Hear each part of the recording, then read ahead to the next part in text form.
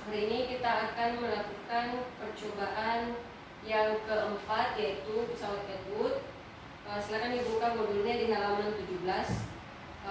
Silakan dibaca juga tujuan percobaannya. Next, kita langsung memperhatikan bagian alat dan bahan yang digunakan. Yang pertama, ada stopwatch. Kembali saya menggunakan stopwatch yang ada di handphone. Kemudian yang kedua, pesawat Edwood. Jadi ini yang disebut pesawat Edwood alatnya.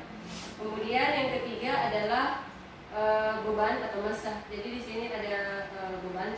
Ini adalah beban tambahan yang saya pegang. Ada 3 keping. Kemudian beban utamanya ada di sini. Ada 2 beban utamanya. Ini. Jadi untuk beban utama ini, dia beratnya satu ini sebesar 100 gram. Jadi ini 100 gram, kemudian ini juga 100 gram.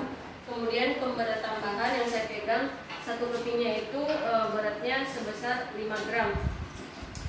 Oke, setelah kita mengetahui alat dan bahan yang digunakan, next kita melangkah ke bagian data percobaan di halaman 18. Nah, sebelum kita mengambil data percobaan, terlebih dahulu kita harus mencari nilai dari M1 dan M2. Jadi M1 itu adalah massa 1 dan M2 adalah massa 2.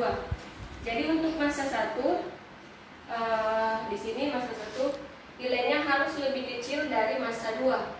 Jadi dari kedua massa ini kita tentukan yang mana akan kita gunakan sebagai massa 1 atau massa 2. Yang intinya adalah massa 1 harus lebih kecil dari massa 2. Oke? Jadi yang sebelah sini yang saya pilih untuk saya gunakan sebagai massa kedua karena dia akan lebih berat, karena saya memberikan beban tambahan. Saya memberikan beban tambahan 2 keping. Jadi beban utamanya tadi 100 gram.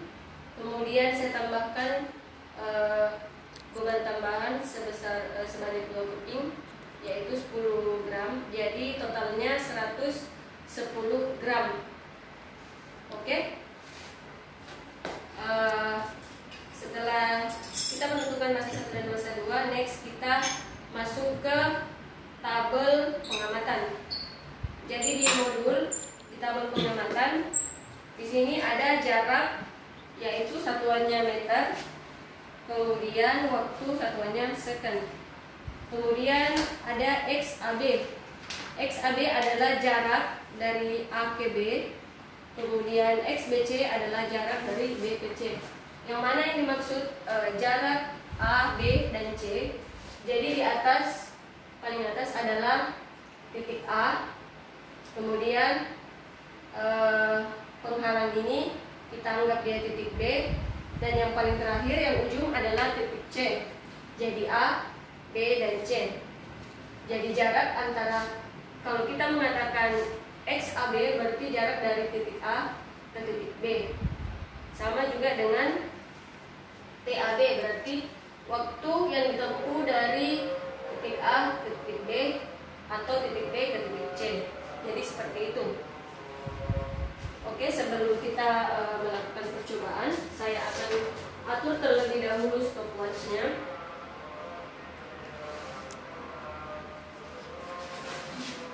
Kemudian massa 2 ini posisinya sebelum kita memulai harus berada di atas. Massa kedua harus berada di atas, harus rapat berada di atas. Kemudian kita tarik sehingga massa 1 sampai menyentuh di bawah. Nah, oke, setelah posisinya seperti ini, kemudian kita hitung kembali jarak dari titik A ke titik B dan titik B ke titik C. Karena jarak di sini kita menggunakan satuan cm, jadi nanti akan kalian konversi ke meter. Untuk titik A, seperti yang dilihat, ke titik B bisa diperlihatkan jaraknya yaitu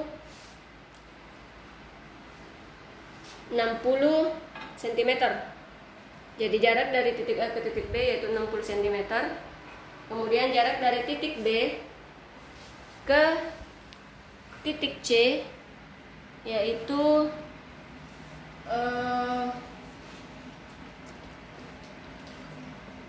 90. Jarak dari titik B ke titik C yaitu 90. Setelah kita mengetahui jarak dari titik A ke titik B dan titik B ke titik C, kita langsung bisa memulai pengambilan data. Jadi cara pengambilan datanya kita harus standby stopwatch. Pada saat saya melepaskan beban atau massa 1, ketika massa 2 yang berada di atas mencapai di titik B, maka kita harus memperhatikan berapa waktu yang ditempuhnya.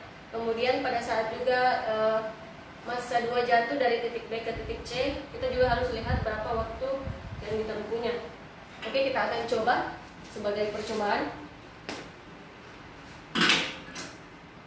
Jadi bisa diperhatikan stopwatchnya. Jadi saya akan memulai melepaskan massa 2 dari titik A. Oke. Jadi pada saat dia mencapai titik B,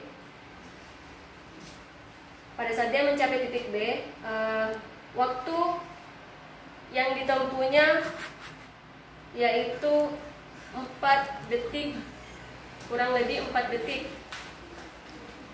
Nah, seperti itu. Sama juga pada saat dia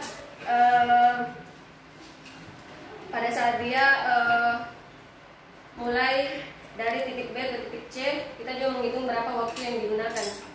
Kira-kira seperti itu untuk percobaannya. Jadi untuk pengambilan datanya kita akan coba.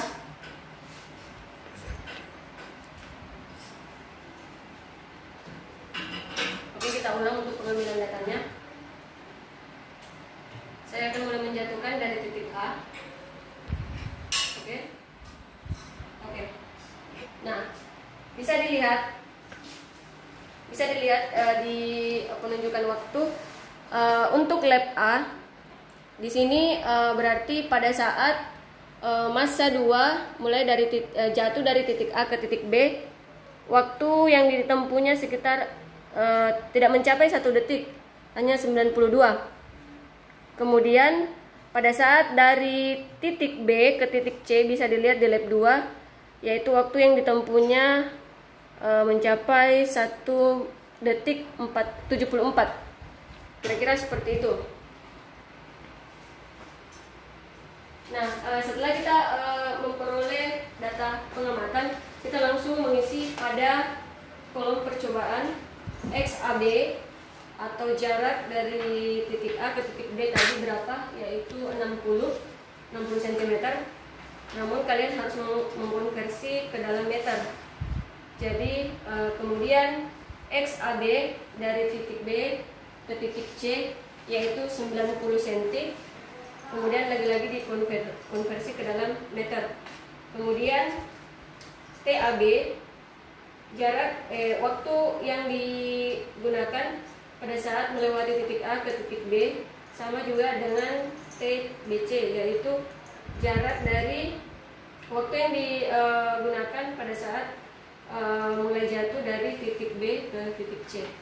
Seperti itu. Untuk percobaan pesawat Edward sampai di sini. Sekian, wassalamualaikum warahmatullahi wabarakatuh.